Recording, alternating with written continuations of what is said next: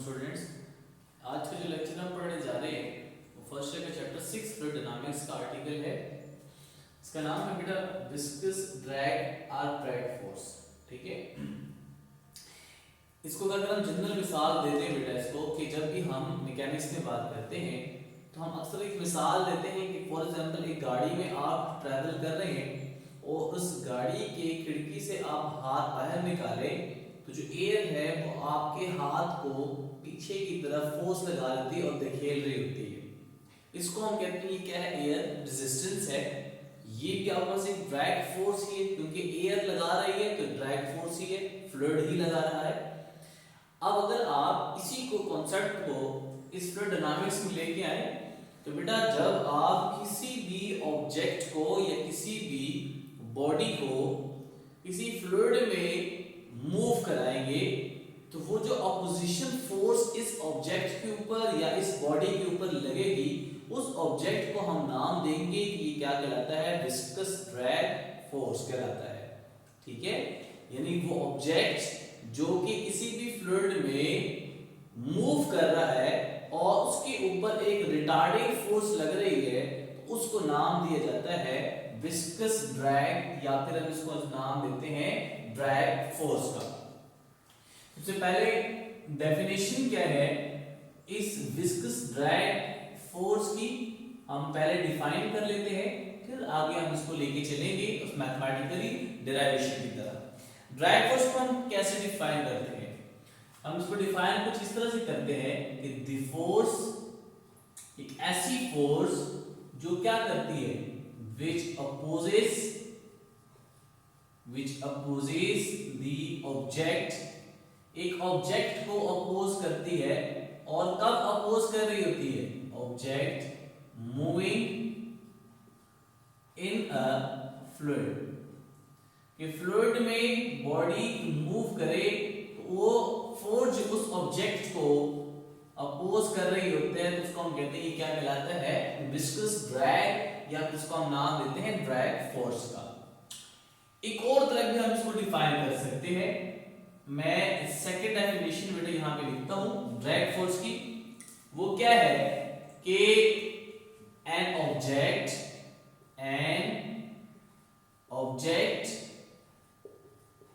experiences a retarding force during moving in a fluid।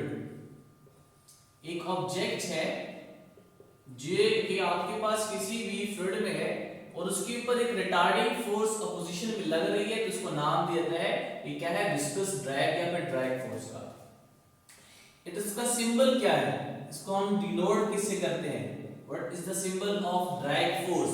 इसको बेटा यहाँ पे सिंबल है F और सब्सक्रिप्ट इसके साथ हम लिखते हैं स्मॉल d, जो बेटा ये क्या बात इंडिकेशन दे रहा है कि ये आपके पास फोर्स कौन सी है, ड्रैग फोर्स है।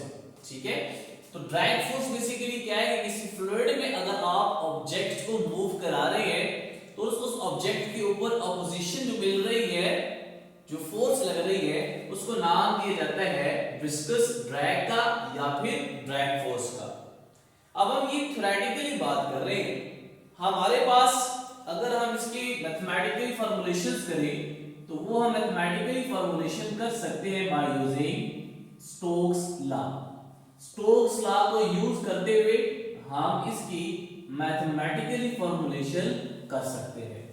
ठीक है, इस स्टोक्स लॉ को हम कैसे लिखेंगे इससे पहले कुछ चीजें आपको पता होनी चाहिए, जो कि मैं यहाँ पे नाम देता हूं कि कुछ इसके की पॉइंट्स हैं और उस की पॉइंट्स को आपने मद्देनजर रखना है और अपने माइंड में अच्छी तरह बैठा लेना है। बेटा स्टोक्स लॉ सबसे पहले बात तो देखिए, Stokes law is only applicable for spherical objects. ये सिर्फ और सिर्फ स्फेरिकल ऑब्जेक्ट्स के लिए वैलिड होता है, बाकी किसी भी शेप के लिए हम कहते हैं ऑब्जेक्ट्स के लिए वैलिड नहीं होता। दूसरा की पॉइंट बेटा क्या है कि it is only valid for low moving speed, low speed moving object, कि ये हाईएस्ट स्पीड के साथ अगर कोई भी बॉडी या कोई भी स्फेरिकल ऑब्जेक्ट मूव कर रहा है तो वहां पे हम इसको अप्लाई नहीं कर सकते। It is only valid for low speed moving objects, जिसकी वेलोसिटी या स्पीड कम होती है उसके लिए हम इस स्टोक्स लॉ को अप्लाई कर सकते हैं। अदरवाइज हम अगर हायर ऑब्जेक्ट्स के लिए करेंगे तो उसकी ये शेप नहीं होगी, वो कुछ और शेप होगी जो कि मैं एंड में लिखूंगा। अब बेटा इसी को हम आगे लेके चलते हैं। तो स्टेटमेंट क्या है, इस स्टोक्स लॉ की स्टेटमेंट क्या बनती है? उस स्टोक्स लॉ क्या कहता है? कहता है this law states that the drag force on an object, जो कि किसी भी ऑब्जेक्ट के ऊपर लग रही है, कब? मूविंग इन अ फ्लूइड, जो कि मूव कर रहा है कहां पे? फ्लूइड में मूव कर रहा है, और उस फ्लूइड में उस फ्लूइड की जो डेंसिटी है विस्कोसिटी, जो उसकी विस्कोसिटी है वो क्या है? ईटा, ठीक है। एंड ऑब्जेक्ट रेडियस, ऑब्जेक्ट का जो रेडियस है वो आपके पास क्या है बेटा? स्मॉल आर, ऑब्जेक्ट का रेडियस क्या है? Small R, and moving which is moving, जो कि मूव कर रहा है विद कांस्टेंट स्पीड, ठीक है। कांस्टेंट स्पीड के साथ मूव कर रहा है तो उसका जो ड्राइव फोर्स है that will be given by, वो आपको कौन देगा? ये स्टोक्स लॉ देगा, ठीक है। तो स्टेटमेंट क्या है कि जो ड्रैग फोर्स किसी भी ऑब्जेक्ट के ऊपर लग रही है, वो ऑब्जेक्ट का रेडियस क्या है? आर, और वो कांस्टेंट स्पीड के साथ मूव कर रहा है। कहां भी मूव कर रहा है? फ्लूइड में, जिसकी विस्कोसिटी क्या है? ईटा। अब ये जो आपने लिखा हुआ है इसी के बेस के ऊपर मैं इसको मैथमेटिकली लिख सकता हूं, और वो मैथमेटिकली फॉर्मूला आपके पास क्या बनेगा? This implies that it will be equals to FD is directly proportional to the velocity, और velocity का मतलब क्या है? This implies that speed of the object which is moving in a fluid, ठीक है, जो कि फ्लूइड में क्या कर रहा है? मूव कर रहा है। and this drag force is directly proportional to the eta, और ये किसके ऊपर डिपेंड कर रहा है? विस्कोसिटी, और विस्कोसिटी ऑफ फ्लूइड के ऊपर जिसमें कोई भी ऑब्जेक्ट मूव कर रहा है। एंड मैं इसको लिख सकता हूं कि F D is proportional to R, और आर आपके पास क्या है? R is the radius of that object which is moving in a fluid having viscosity eta.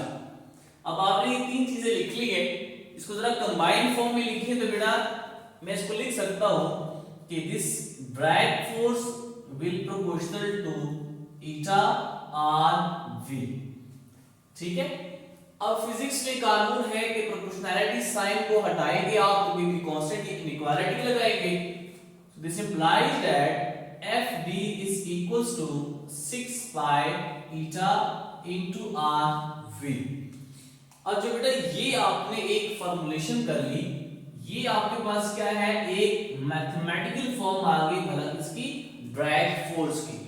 So this is the mathematical form of drag force. यहां से हम numerical value find कर सकते हैं ड्रैग फोर्स की, ठीक है। एक चीज बड़ी नोट करने वाली है कि ये जो ड्रैग फोर्स है किन फैक्टर्स के ऊपर डिपेंड कर रहे हैं? What are the factors on which drag force is depending? Drag force किसके ऊपर डिपेंड कर रहे हैं? सबसे पहले तो देखिए बेटा, ये डिपेंड कर रहा है साइज ऑफ द ऑब्जेक्ट, उस ऑब्जेक्ट का साइज क्या है उसके ऊपर डिपेंड कर रहा है। ठीक है, साइज ज्यादा होगा तो आपके पास ड्राइव फोर्स भी ज्यादा लगेगी, अगर साइज उसका कम होगा तो ड्राइव फोर्स की वैल्यू उसके लिहाज से क्या होगी, कम होगी। सेकंड फैक्टर देखिए जरा, it is also depending upon the orientation of object, उस ऑब्जेक्ट की ओरिएंटेशन किसी तरह क्या बनी हुई है फ्लूइड में, इसके ऊपर भी डिपेंडिंग है इसकी।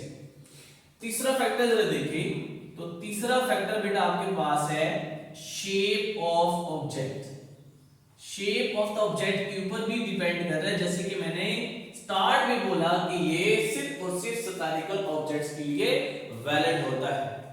तीसरा फैक्टर ये है। फोर्थ फैक्टर जरा देखिए, fourth factor is speed of object, जो ऑब्जेक्ट किसी फ्लूइड में मूव कर रहा है वो कितनी स्पीड के साथ मूव कर रहा है, तो उसके ऊपर भी इसकी डिपेंडेंस है। लास्ट फैक्टर जरा देखिए बेटा, वो जो फैक्टर है वो फ्लूइड की विस्कोसिटी है। ठीक है, विस्कोसिटी ऑफ फ्लूइड, जो आप अंडर कंसिडरेशन ले रहे हैं उसकी विस्कोसिटी कितनी है उसके ऊपर भी ड्रैग फोर्स की डिपेंडिंग है, वो भी आपके पास उसकी वैल्यू को क्या कर सकता है, चेंज कर सकता है। ठीक है, और एक चीज मैं यहां पे लिख रहा हूं बेटा, लेकिन आपकी बुक में नहीं है, मैं बार बार जिक्र कर रहा हूं कि लो स्पीड ऑब्जेक्ट्स के लिए वैलिड होता है, हायर स्पीड ऑब्जेक्ट्स के लिए वैलिड नहीं होता। तो उसके लिए जो आपकी इक्वेशन बनेगी वो आपके पास कुछ इस तरह है कि बेटा drag force will be equals to, this will be equals to half 1/2 into rho C v square a। ठीक है, c आपके पास है और v स्क्वायर इनटू a, तो ड्रैग फोर्स की कुछ फॉर्मूलेशन आपके पास बन जाती है ये, अगर आपने हायर ऑब्जेक्ट स्पीड जो मूव कर रहे हैं उनके लिए उसको लिखना है। तो ये आपके पास बात थी किसके लिहाज से, ड्रैग फोर्स के लिहाज से, जिसको आप इस फॉर्मूले से कैलकुलेट कर सकते हैं, न्यूमेरिकली इसको फाइंड आउट कर सकते हैं। अब इस फॉर्मूले से रिलेटेड कुछ हम क्वेश्चंस या फिर हम एमसीक्यूज कर लेते हैं। लेट्स से फॉर एग्जांपल मैं कहता हूं बेटा कि drag force on iron balls in a fluid in a fluid having viscosity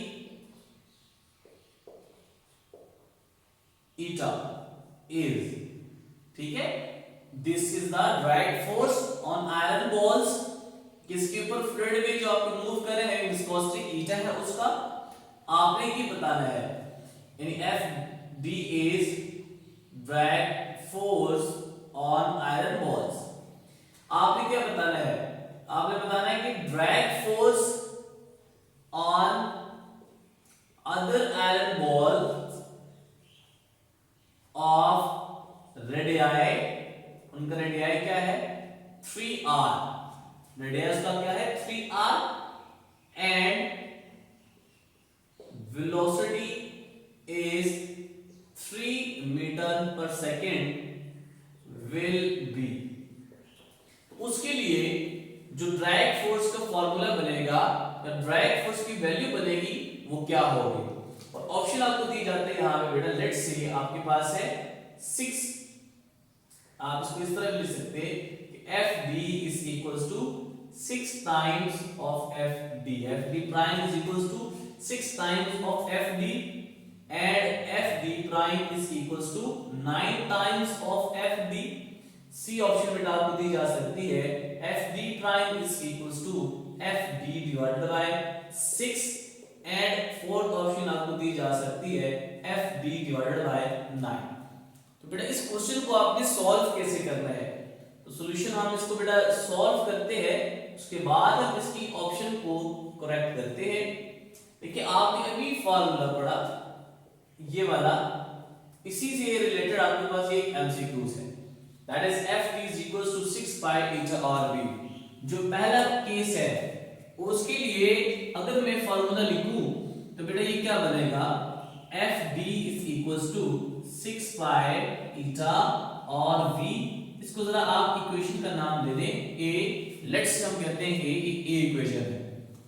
and for other iron balls fd prime is equals to 6 pi eta prime r prime v prime, मैं इसको नाम देता हूं लेट्स से, बेटा आपके पास क्या equation b है। अब कंडीशंस क्या कह रहा है, वो कह रहा है फ्लूइड की डेंसिटी को नहीं चेंज कर रहे हैं, वो उसी आपके पास हो रही है, विस्कोसिटी चेंज नहीं कर रहे उसी फ्लूइड में, तो विस्कोसिटी यहां पे क्या रहेगी, कांस्टेंट रहेगी। सिर्फ चेंज किस में आ रहा है, रेडियाई में और वेलोसिटी पे। आपको ये कह रहा है कि अब आपने क्या कर दिया है कि r प्राइम को आपने कर दिया है 3 times of r and v prime को आपने कर दिया है 3 time of v। In values को आप पुट करें इन इक्वेशन b में, इक्वेशन b में पुट करें, इस इक्वेशन में पुट कीजिएगा तो बेटा ये क्या आएगा, f d prime is equals to 6 pi constant, eta constant, r prime की जगह मैं क्या लिखूंगा 3r एंड v प्राइम की जगह मैं क्या लिखूंगा 3v। जस्ट r प्राइम की जगह 3r पुट किया इक्वेशन b में और v प्राइम की जगह हमने 3v पुट किया इक्वेशन b में। तो जरा देखिए बेटा ये 3 इस 3 से क्या हो जाएगा मल्टीप्लाई, तो f d prime is equals to 9 into 6 pi eta r v, इसको मैं एज इट इज लिखता हूं बेटा यहां पे ब्रैकेट में। अब जरा देखिए इक्वेशन a से ये 6 पाई ईटा r v किसके बराबर है, this is equals to f d, so f d prime is equals to 9 times of f d। तो उनके ऊपर जो ड्रैग फोर्स लगेगी वो 9 टाइम्स ग्रेटर होगी पहले वाले ड्रैग फोर्स से। तो इसका मतलब ये है कि इस एमसीक्यूज में जो सेकंड ऑप्शन बनती है beta, that is a correct option, तो इसको हम यहां पे करेक्ट ऑप्शन मानेंगे। अब हम चलते हैं बेटा एक और क्वेश्चंस की तरफ। वो क्वेश्चन बेटा कुछ इस तरह से है कि लेट्स से फॉर एग्जांपल वो आपसे कहता है कि दो बॉल्स है, लेट्स से मैं एक एमसीक्यूज एक और ड्रॉ करता हूं। वो एमसीक्यूज कुछ इस तरह से है कि दो बॉल्स है ऑफ रेडियाई, जिनका रेडियाई है r एंड 2r, जिनकी रेडियाई ये गिवन है आपको, वो क्या पूछ रहा है आपसे, their drag force ratio will be. आपने ये बताना है कि इनकी ड्रैग फोर्स की जो रेशियो है वो किसके बराबर है। ऑप्शन नंबर ए वो कहता है आपको 1:2, option number B 2:1, option number C √2:1 और डी ऑप्शन आपके पास है 1:√2। तो हम इसको सॉल्व कैसे करेंगे बेटा, हम इसको सॉल्यूशन लिखते हैं, उसके बाद जाके हम इसका करेक्ट ऑप्शन लिखेंगे। अब जरा देखिएगा F D is equals to किसके बराबर है 6 पाई ईटा और v। इसका मतलब ये है कि सिर्फ r को चेंज कर रहा है, बाकी सारी वैल्यूज क्या है कांस्टेंट है।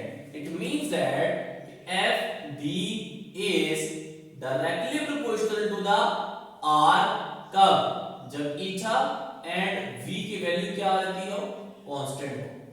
ठीक है, तो मैं इसको लिख सकता हूं बेटा कि f d is equals to constant into r आ जाएगा।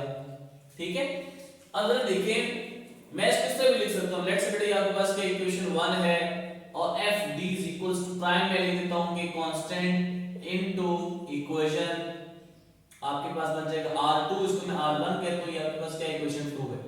तो जरा आप रेशियो ले लें तो ये बन जाएगा f d और f d prime is equals to r, देखिए ये बनेगा r1 और r2, कांस्टेंट कांस्टेंट में लिखे ना लिखे एक ही बात है।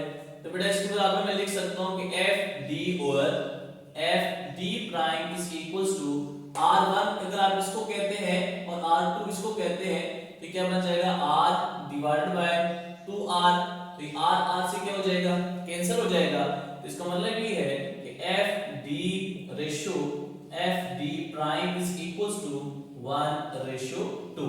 तो यहाँ भी जो करेक्ट ऑप्शन बनती है वो बेटा पहली ऑप्शन आपके पास दैट इज अल्फा, ये आपके पास क्या बनती है, करेक्ट ऑप्शन बनती है। तो ये बेटा आपके पास बातें किसके बारे में बातें थी, ड्रैग फोर्स के बारे में। यही ड्रैग फोर्स बेटा आपके अगले नेक्स्ट आर्टिकल में यूज होगी जिसका नाम हम कहेंगे टर्मिनल वेलोसिटी। उम्मीद है बेटा समझ आया होगा लेक्चर आपको। बेटा कोई भी क्वेश्चन हो तो आप कमेंट सेक्शन में पूछ लीजिएगा। नेक्स्ट लेक्चर में एक नए आर्टिकल के साथ हाजिर होंगे, तब तक के लिए बेटा अल्लाह हाफिज़।